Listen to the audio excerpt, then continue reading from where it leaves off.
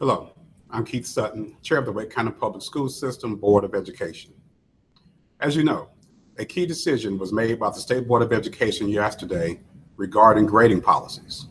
And we are awaiting an announcement today by the governor about whether school buildings will remain closed for the remainder of the academic year. So today we will review those topics and also provide updates about our food service operations and continuous remote learning efforts. We'll begin today with Superintendent Kathy Moore. Superintendent Moore. Thank you, Chair Sutton, and good morning. Before I address remote learning and grading policy changes, I would like first to highlight a new initiative to celebrate our dedicated WCPSS staff members. So many of our employees are going above and beyond to help students, families, and colleagues during this pandemic. That's why we've placed a form on our homepage, WCPSS.net, that students and parents can use to nominate an outstanding staff member. We will feature these employees on our social media channels and on our employee intranet, Wake Connect, using the hashtag WCPSSHero. I ask parents and students to take a moment to nominate a staff member today. I can guarantee you that it will be greatly appreciated. As Chair Sutton mentioned, we expect an announcement today from the governor about whether school buildings will be closed for the remainder of the academic year. Regardless, the countless hours invested in remote learning thus far by both staff members and families has shown we can continue to engage students for as long as needed. It has been, admittedly, a massive undertaking for everyone. But I also think it's fair to say that the effort has been a qualified success. I know that there are students who still face technological barriers that prevent them from fully engaging in remote learning. And I know many parents are finding it difficult to give their children all the academic and social emotional support they might wish. But tens of thousands of students are engaging in meaningful learning every day, while receiving much needed structure and personal connections in the process. I know this because we have heard and are inspired by countless parents who have praised teachers for providing prompt encouragement and feedback while working remotely. We believe it is critical to keep extending our remote learning efforts for three reasons. First, to provide opportunities for those students who elect to receive a numbered grade, which I will discuss shortly. Second, to reduce learning loss heading into the next school year. And third, to continue to provide students and parents with the reassurance of routine. I'll pause here to reiterate our mantra of grace and flexibility. Remote learning is important and beneficial, but it should not be a cause of undue strain for teachers, students, or families. We encourage students and parents to remain engaged, but not at the expense of your mental or emotional health. We know this is hard. As educators, we also want to see your children in traditional classrooms again. Our teachers did not get into this profession to work from home, but they will not let a pandemic stop them from teaching. So going forward, I can assure you of three things. Our teachers and principals, guided by student and parent feedback, will continually improve how they deliver remote instruction. They will engage an ever-growing number of students in the days and weeks ahead. And we will keep at this task until every student in the Wake County Public School System has the resources they need to learn and grow. Predictably, some of these same issues involving equity and access are intertwined with the changes to grading policy announced yesterday by the State Board of Education. As you are likely aware, the State Board determined that elementary school students will not receive grades for the school year, but instead will receive a year-end assessment from their teacher. Middle school students will receive a pass, PC-19, or withdrawal, WC-19, for final course grades. Seniors will continue to be graded as a pass or withdrawal. The most significant changes affect students in grades 9 through 11. They will be given a choice for how they are graded on both year-long and semester courses currently in progress. A numeric grade for the course, the highest grade representing learning as of March 13th, or as improved through the semester, or pass withdrawal. Because this change is so new, we've not yet decided exactly how numeric grades may be determined for students who request them. State education officials have promised additional guidance on this topic and have posted an FAQ just today. Once that information is received and processed, we will provide more details about how grades will be handled in Wake County. We support the Department of Public Instruction guidance that traditional grading should not resume until we could be assured that all students had the same access to instructional resources. And we are sensitive to the concerns raised by high school students and their parents who want to see their work graded. We hope this new policy will ultimately benefit all students, regardless of their circumstances. With that, I will turn it back over to Chair Sutton.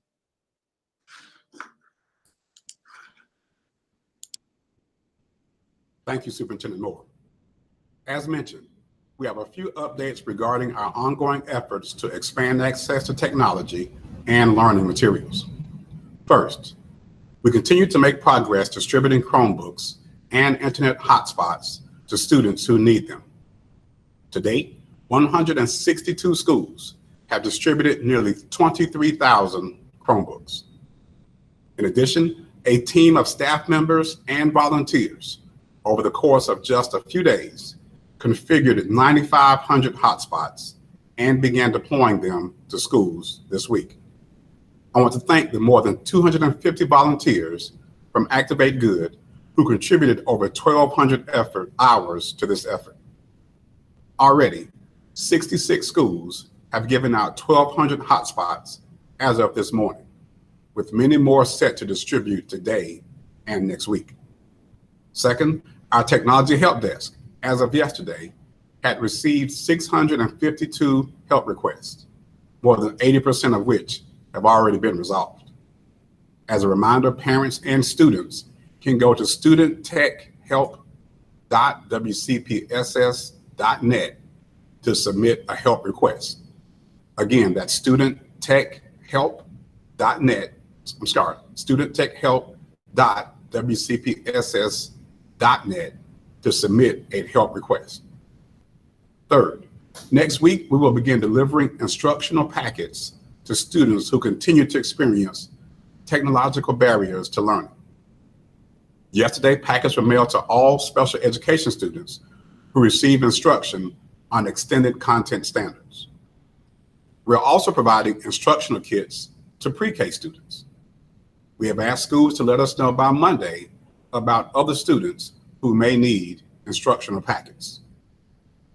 Just as online remote learning can't replace the classroom experience, we fully acknowledge printed packets do have limitations. But these packets are yet another example of how every possible effort is being made to provide meaningful learning opportunities to each of our 162,000 students. As has become our practice, we once again must acknowledge our dedicated child nutrition team, which is still operating 46 food distribution sites, including our Big Bus food truck pop-up locations. Since March 16th, they've served well over 500,000 meals, making sure our students are still getting healthy, nutritious food while our school buildings are closed. This week, they've served an average of more than 22,000 meals per day. I want to personally thank each and every one of these child nutrition employees and bus drivers for showing up day in and day out to serve our students. We also realize many families' economic and employment situations have changed during this pandemic. Families can apply at any time for free or reduced lunch, which may also qualify them for other state and federal benefits. You can find the link to apply for free or reduced lunch, as well as the dates, times, and locations of all of our food distribution sites at wcpss.net/food. I want to close today by directly addressing our seniors and their parents regarding the topic of graduation ceremonies. Preparing students to enter the world ready for college and career, as well as productive citizenship, is our mission. Every year we rejoice with graduating seniors who have successfully made it to that all-important once-in-a-lifetime moment. So we share your concern and sadness at the prospect we might not be able to celebrate collectively this year as we normally would. At this time, we simply don't know whether we will be able to hold traditional graduation ceremonies, though we by no means have given up hope. We have discussed dates in June, July, and even August. We have discussed virtual graduations, stadiums that allow for social distancing, and even ceremonial parades. Ultimately, the guidance of health officials will drive our decisions. But I can promise you that if we aren't able to gather as normal, we will find a way to make sure seniors are honored appropriately for their years of hard work. Of course, we will communicate any updates regarding graduation ceremonies as soon as we have them. In the meantime, we're encouraging our high schools to regularly spotlight outstanding seniors on social media. Look for these heartfelt tributes by searching for the hashtag WCPSS celebrates seniors. We will now take questions from the news media. Please state your name and the news organization you represent for asking your question.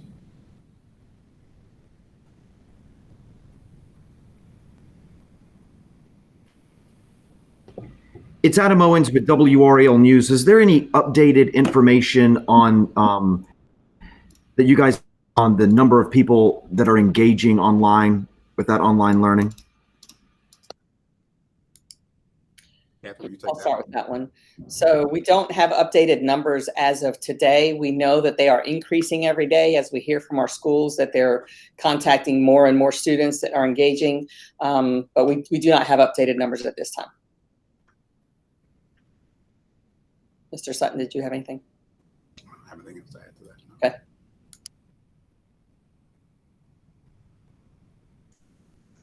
Anthony Wilson from ABC 11. Those students who opt for the withdrawal grade, when will they be able to make up the coursework to get the credit? So that is part of the runway that we have to build for how we can make sure that we're providing support for all students. The guidance that we have seen so far does seem to indicate that we will be able to carry those withdrawals longer, perhaps even into the beginning of the next school year, so that we can have the flexibility to work with students even then to try to get the credit for the work, if that's what they choose to.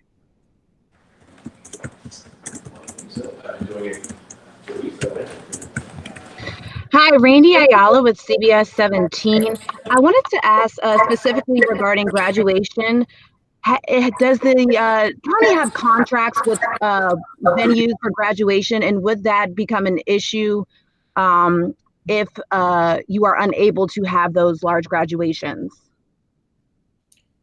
We've been working to rearrange and even extend some of those contracts. We do know that some of the venues that we had at NC State are no longer available. We've made arrangements to move the 3 ceremonies that were planned for that venue. Kathy, do you have any other details you want to add to that? Well, there were three in May at NCSU, and those 3 we have other options for that would be later in June. And then we do, as Mr. Sutton has said, we have engaged our partners with whom we request times for venues to look at other dates and times that might be available later on, as well as the research that we're doing on all other types of graduation ceremonies that we're all seeing everywhere.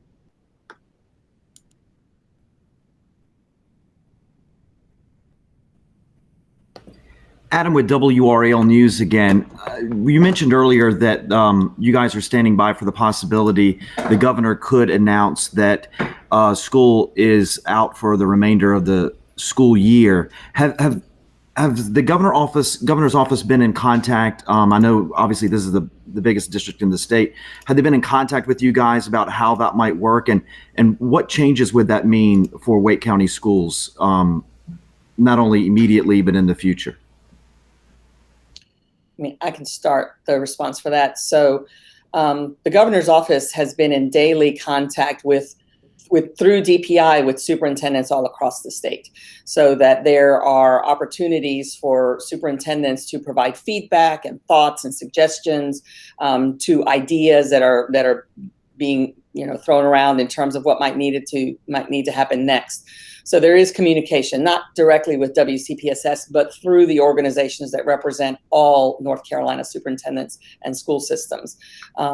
And we are ready for whatever that decision may be. We've been planning on both sides of that aisle for the last couple of weeks for potential opening prior to the end of the school year, and for the potential that schools would not open for the remainder of the school year. So I believe that we'll be ready whatever that announcement may be. Mr. Sutton. I just want to echo the sentiments of Superintendent Moore.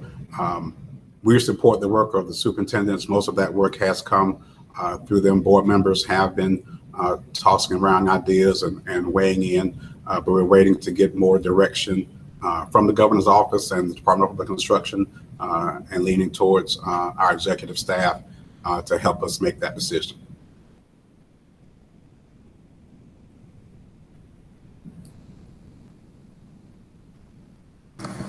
I'm currently here from the News and Observer. I just wanted to backtrack earlier. You had mentioned about printed instructional packs going out to students. Has that been occurring already? And if not, does the fact that going out indicate that the district is realizing that it's having problems getting materials out to these students, getting the technology out to students? So we know that some schools, some teachers have been sending information to students already, but these are packets that are being distributed by the district based on information that we're getting from schools about which students might need them. So we're trying to hit it from a number of different angles. One of the things really that we also want to make sure is that as we print and distribute these packets, that we are following guidelines that make sense, which is why we're mailing them out of an abundance of caution, so that we can keep safety in mind, as well as we are engaging our students that have had trouble engaging.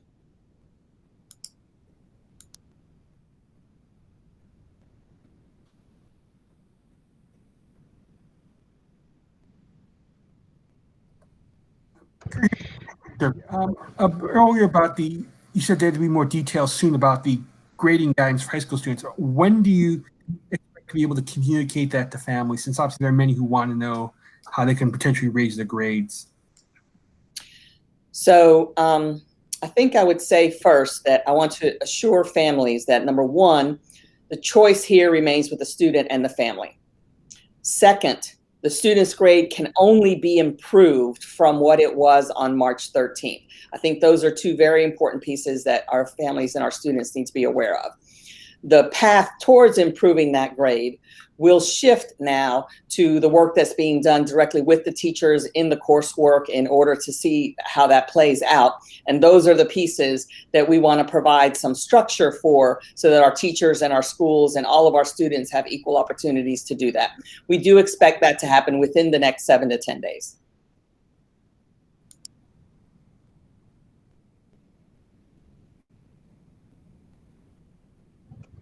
Rainey Ayala with CBS 17 again. I wanted to ask, how are you guys making contact with parents and students who live in maybe group homes or shelters or transitional living, places like that? Have you had any difficulties in communicating with them and getting those students the supplies that they need? Well, I'll start that. We start with the contact information that we have for all of our students. And when our students are in non-traditional settings, we do have contact information for them. And we're able to either communicate with the organization or with the actual students. If the contact information is not accurate, then we do deploy our social workers and our resources, our teachers, to try to dig a little deeper and try to figure out how to help us find and connect with those students. We've done a pretty good job of connecting with students. So, and I think really the efforts in the community to maintain stability for our students and families who are in transition has helped, because if they are maintaining some stability in where they currently are, then that helps us with contacting them. So we're really appreciative of those efforts at the community-wide level for that. But we are actually doing a pretty good job of connecting with students. It's the academic engagement that's taking a little longer.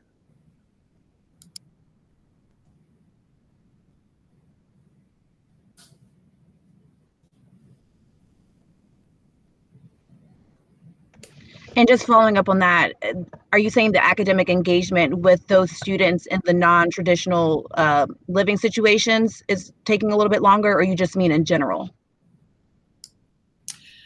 Well, in general, for any of our students who may have barriers to learning, whether it is access to devices or Wi-Fi, or an environment in which they can actually sort of buckle down and get to work. So we are looking to mitigate those by ensuring that students do have devices, access to Wi-Fi as needed, packets if needed, and that can take a little longer if it's students also that we're having trouble connecting with.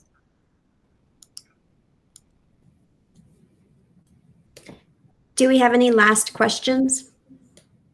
Current here from the News Observer. One thing that was mentioned earlier in the webinar this week that keeps sunset. Are students being told that they can keep, they'll have to return the devices that they're using currently? Yeah. I mean, I can start with that.